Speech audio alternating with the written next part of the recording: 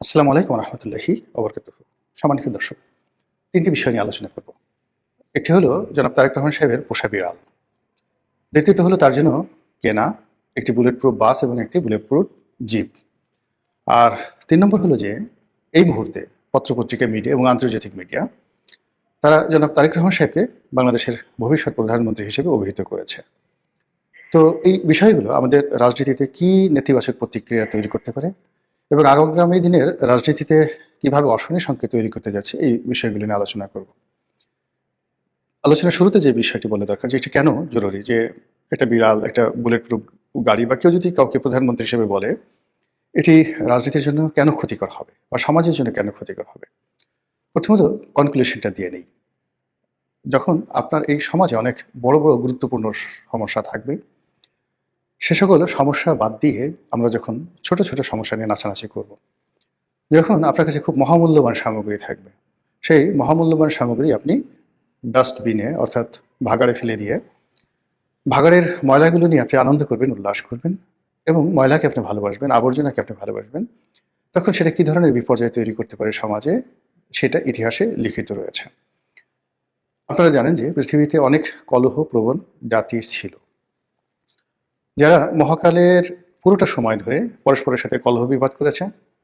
তারা বেশিরভাগ সময় অন্য জাতিগোষ্ঠীকে হিংসা করেছে এবং শত্রুতা সৃষ্টি করেছে সবার সঙ্গে। আর যখনই তারা সময় পেয়েছে, নিজেরা নিজেরা দ্বন্দ্ব এবং সংঘাত করে হাজার হাজার বছর ধরে এই পৃথিবীতে বহু বিপর্যয় সৃষ্টি করেছে। এবং ক্ষেত্র বিশেষে এমনও হয়েছে যে মহান আল্লাহ রাব্বুল আলামিন বেশ কয়েকবার আসমানি গজব দ্বারা পুরো সেই জাতিটিকে ধ্বংস করে দিয়েছেন। এর মূল কারণ ছিল যে তারা বিতর্ক করত, তারা ঝগড়াঝাটি করত এবং অহেতুক যে বিষয়গুলো দরকার নেই সেই বিষয়গুলো নিয়ে তারা বারবার নিজেদের মধ্যে দ্বন্দ্ব, সংঘাত, মারামারি, কাটাকাটি, এমনকি যুদ্ধ বিগ্রহ পর্যন্ত করত।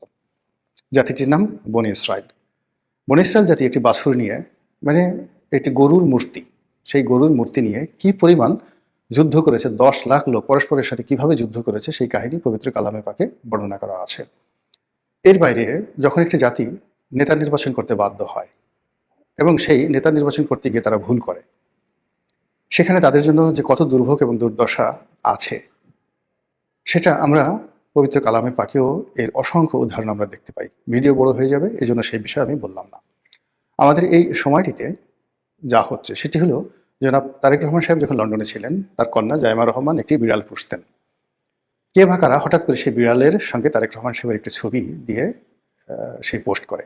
এবং নিঃসন্দেহে তারেক রহমান সাহেবের ঘনিষ্ঠ জন যারা আছে, তারা হয়তো মানে নিতান্তই অল্প বুদ্ধির মানুষ, রাজনীতি বুঝেন না এবং মানুষের মনস্তাত্ত্বিক এবং বাঙালির মনস্তাত্ত্বিক বিষয়াদি সম্পর্কে একেবারে গবর গণেশ।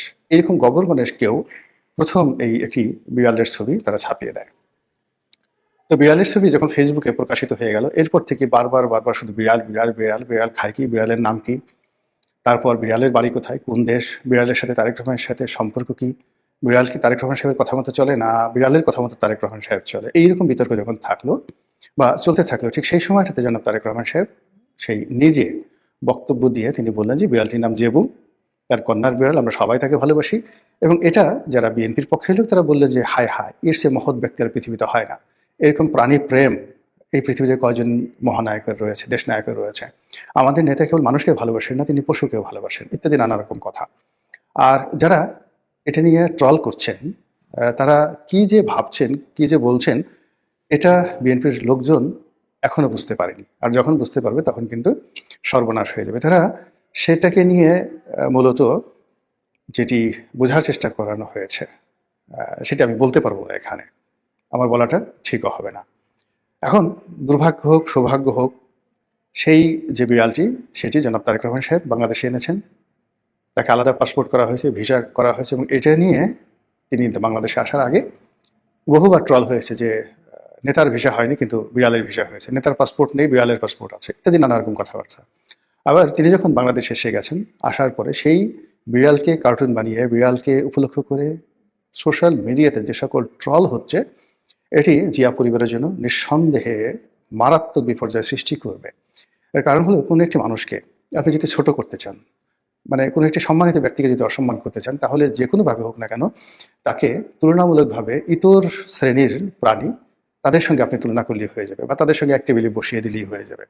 যেমন নরেন্দ্র মোদী, নরেন্দ্র মোদীকে গরুর চোনা, গরুর মুত, গোমূত্র, এবং গরু ভক্ত, গরুর পুত্র, এই ধরনের কথাবার্তা বলে তাকে হেয় করতে করতে এমন একটা জায়গায় নিয়ে আসা হয়েছিল।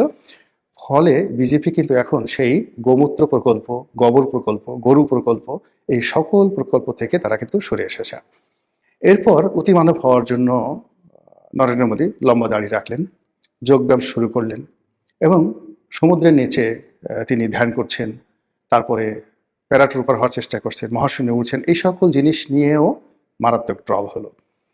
এবং সেক্ষেত্রে নরেন্দ্র মোদীর যে ইমেজ ছিল সেই ইমেজটা নামতে থাকলো এবং সেখান থেকেও কিন্তু বিজেপির যারা লোকজন আছে তারা নরেন্দ্র মোদীকে নিবৃত্ত করে আজকের এই জায়গাতে তারা আবার নিয়ে আসার চেষ্টা করছেন, যদিও তারা এখনো সফল হননি। নরেন্দ্র মোদী নিজের অনেক যাকে বলা হয় সততা দেখাতে গিয়ে কতগুলো কথা বলেছে, যেমন তিনি চা বিক্রেতার ছেলে, পার্টির জন্য তার স্ত্রীকে ত্যাগ করেছেন, ইত্যাদি ইত্যাদি নানা রকম কথাবার্তা জানিয়ে সমাজ মারাত্মক ট্রল করেছে যে একজন চা বিক্রেতার পক্ষে আসলে দেশ চালানো সম্ভব নয়, এ ছোট লোক, এর কোনো কিছু নেই, এর মন মানসিকতা ছোট, এই এত বড় রাজভান্ডার চালাবে কি করে। আমি জাস্ট এই উদাহরণটা দিলাম। যারা তারেক রহমান সাহেবকে এই মুহূর্তে অতি মানব বানানোর চেষ্টা করছেন, সিম্পল সাধারণ মানুষ বানানোর চেষ্টা করছেন, অসাধারণ কিছু অভিব্যক্তি তার দ্বারা প্রকাশ করার চেষ্টা করছেন, আলটিমেটলি এটা মানে হয় না।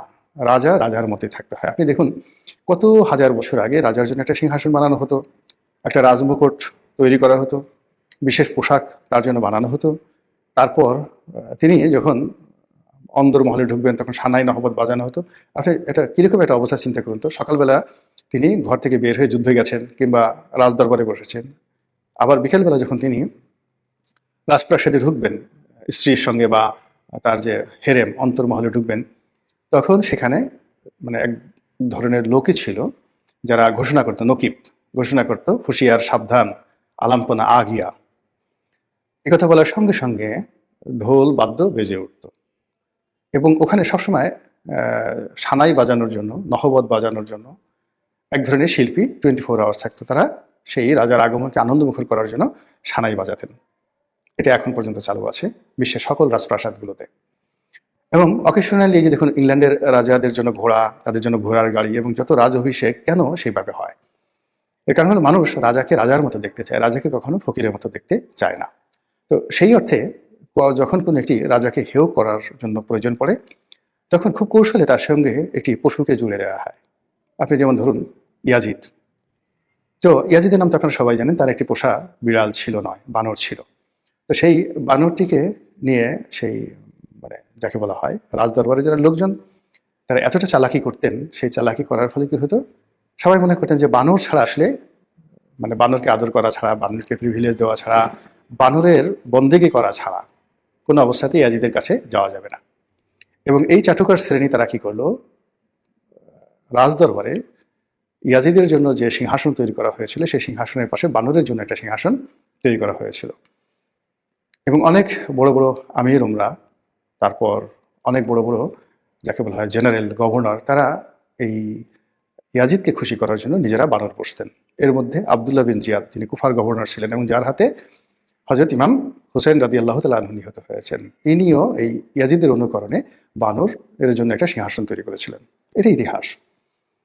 তো সেই দিক থেকে এখন বাংলাদেশের দুটো গ্রুপ হয়ে গেছে। একটা গ্রুপ এই জেবুকে নিয়ে বাড়াবাড়ি করছে, জেবু ভালো, এরকম ইত্যাদি ইত্যাদি। বিএনপির পক্ষে লোক, আমি সেটা বলবো না। বিপক্ষে লোক যেটা করছে সেটা হলো এই যারা মানে জেবুকে নিয়ে বাড়াবাড়ি করছে বা বিড়ালকে নিয়ে বাড়াবাড়ি করছে, তাদেরকে ছোট করার জন্য নানা রকম শব্দ, নানা রকম বাক্য, নানা রকম কার্টুন দিয়ে পুরো ইন্টারনেট সয়লাভ, দেখা যায় না, শোনা যায় না এই জিনিসগুলো।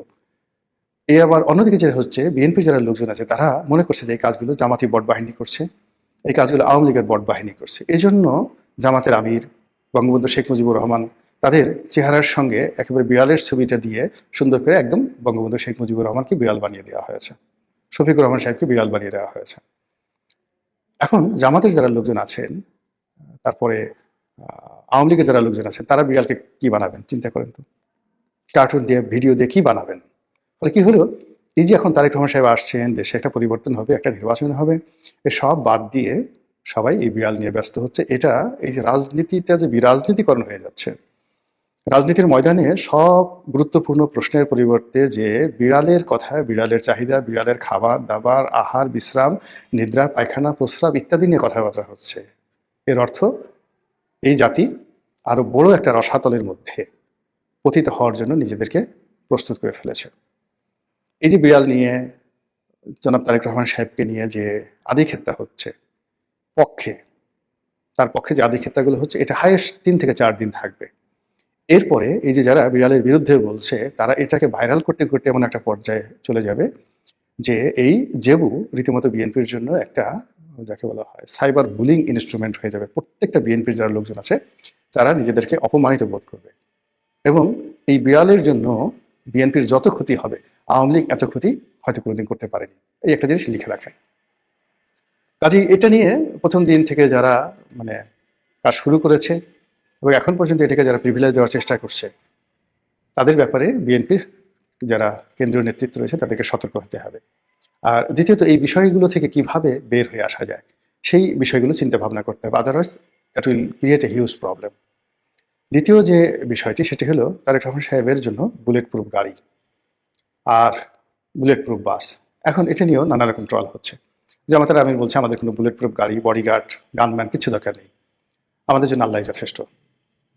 আবার আরেক গ্রুপ বলার চেষ্টা করছে যে উনি বুলেট প্রুফ গাড়ি এনেছেন, তো সেটা বাদ দিয়ে তিনি কেন বাসের মধ্যে চড়লেন, বুলেট প্রুফ বাসে চড়লেন, বাসের সামনে তিনি গ্লাসের মধ্যে দাঁড়িয়ে তিনি হাত নাড়াচ্ছেন, এটা দেখতে দৃষ্টিকটু, ভীষণ রকম মানে দেখতে একটা সার্কাসের মতো মনে হচ্ছে।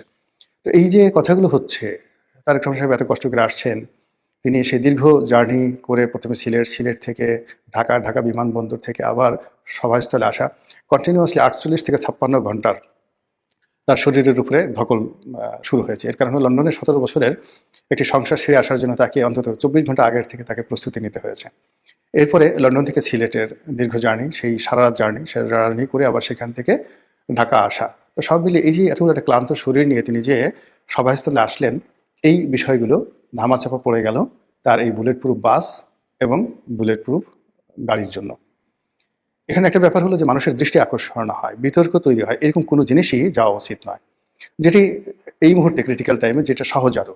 যেমন তিনি যদি তার সাধারণ গাড়িতে আসতেন, এমনকি তার ওই বুলেট প্রুফ গাড়িটাতেও আসতেন, এটি নিয়ে কোনো কথাবার্তা হতো না।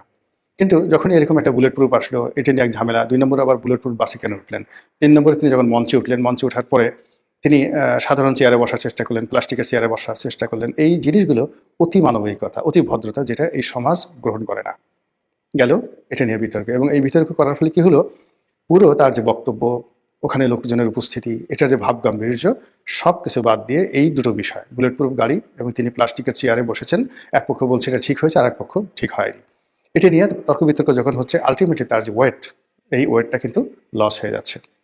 থার্ডলি, তাকে ভবিষ্যৎ প্রধানমন্ত্রী হিসেবে যে কথাগুলো বলা হচ্ছে দেশের পত্রপত্রিকার মাধ্যমে, মূলত রয়টার্সের একটা রিপোর্ট, সেখানে রয়টার্স যেভাবে ইংরেজি করেছে, সেই ইংরেজির বাংলা দাঁড়ালে যে এই মুহূর্তে বাংলাদেশের জনগণ যারা আছে তারা তাকে ভবিষ্যৎ প্রধানমন্ত্রী হিসেবে মনে করছে, বাংলাদেশের জনগণ।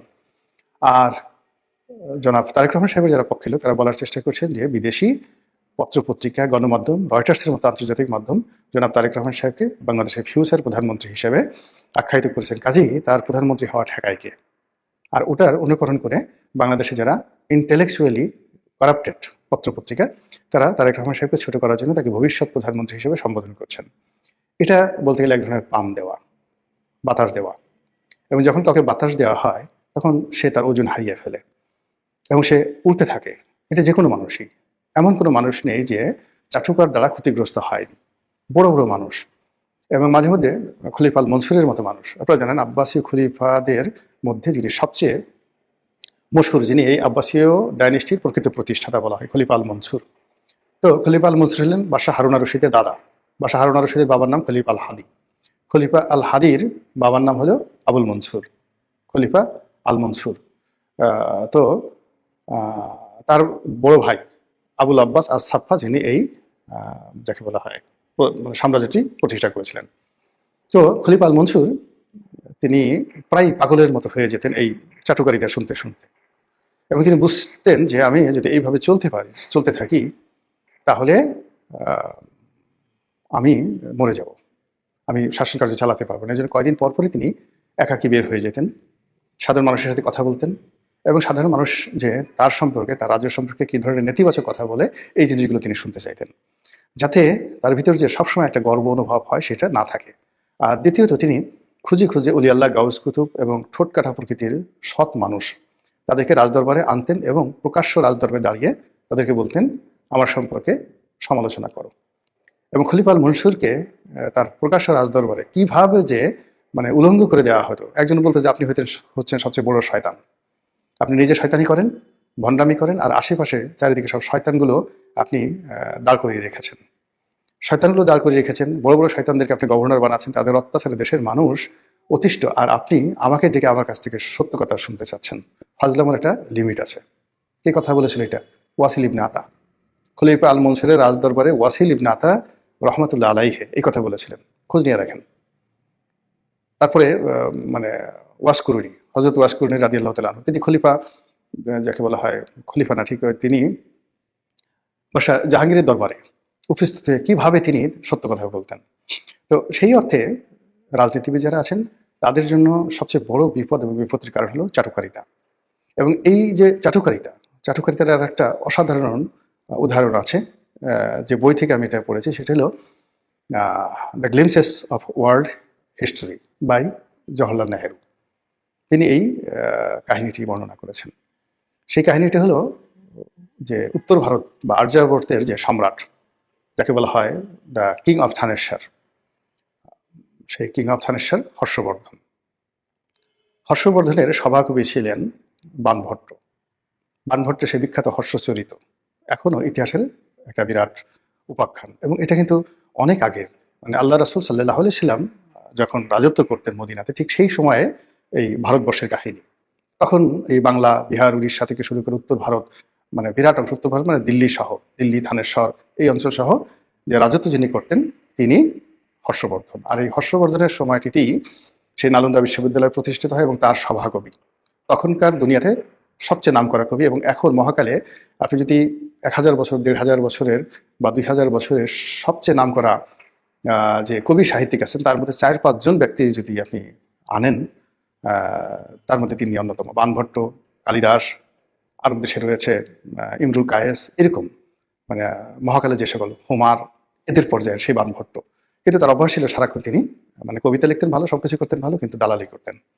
আর কবিদের অন্য যে সকল অভ্যাস থাকে সেই বদ অভ্যাসগুলো সবই তার ছিল। তো তিনি প্রায় কবিতা লিখে রাজার নামে চালিয়ে দিতেন। এবং ওই সময়টাতে যারা কবিতা লিখতে পারত মনে করা হতো তারা পৃথিবীর সবচেয়ে শ্রেষ্ঠ জ্ঞানী। তো রাজা, চারিদিকে শুধু রাজাকে প্রশংসা, যে রাজা বিখ্যাত কবি। তো রাজা দেখেন যে আমি তো কবিতা লিখিনি, কে লিখলো কে লিখলো, খুঁজতে খুঁজতে দেখা গেল যে মানে এই কাজটি করেছে বাণভট্ট। তিনি ভালো ভালো কবিতা লিখে, রাজার নামে লিখে, হর্ষবর্ধন লিখে তিনি বিভিন্ন জায়গায় পোস্টারিং করে দিতেন গোপনে। তো এটা রাষ্ট্রের যারা কর্তা ব্যক্তি তারা এটা বের করলো, গোয়েন্দারা বের করলো, বের করে বাণভট্টর উপর তিনি খুব রাগ করলেন। একদিন প্রকাশ্য দরবার থেকে তাকে বের করে দিলেন অপমান করে, যে আপনি এই ধরনের চাটুকারিতা বন্ধ করুন। তো তিনি বের হওয়ার পরে যেটি বললেন যে রাজার সবচেয়ে বড় বিপদ হলো চাটুকার। আর রাজার জন্য সবচেয়ে অসম্ভব যে বিষয় হলো কোনো রাজাই চাটুকার ছাড়া চলতে পারে না। তো এই যে হর্ষবর্ধনের এই বিখ্যাত কথা আজ থেকে 1400 বছর আগে তিনি বলেছেন এবং সেটা লিখিত আছে। সেই বিষয়গুলো যদি জনাব তারেক রহমান সাহেব খোঁজ নেন এবং তার আশেপাশে যারা চাটুকার রয়েছে তাদের ব্যাপারে তিনি সতর্ক হন, আশা করি তার রাজনৈতিক জীবন তুলনামূলকভাবে ভালো হবে। মহান আল্লাহ আমাদের সবাইকে হেদায়েত দান করুন এবং হেফাজত করুন। আসসালামু আলাইকুম ওয়া রাহমাতুল্লাহি ওয়া বারাকাতুহু।